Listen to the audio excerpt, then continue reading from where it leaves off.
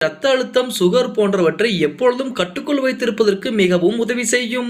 வேக வைத்த முட்டைகளை அதிகம் சாப்பிடுவதால் கண் பார்வைகளுக்கு மிகவும் நல்லதாக இருக்கும்.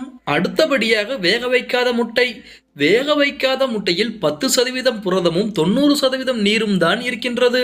அதனுடன் பொட்டாசியம், மெக்னீசியம், நியாசின், சோடியம் போன்ற பல ஊட்டச்சத்துக்களும் நிறைந்திருக்கின்றன. முட்டையின் நடுப்பகுதியில் இருக்கும் மஞ்சள் கருவில் இரும்பு, துத்தநாகம், பாஸ்பரஸ் போன்ற வைட்டமின்களும் அதிக அளவில் இருக்கின்றது. பச்சை முட்டையில் உள்ள திரவமானது மனித உடலுக்கு பல்வேறு பக்க விளைவுகளை ஏற்படுத்தக்கூடியதாகத்தான் இருக்கும்.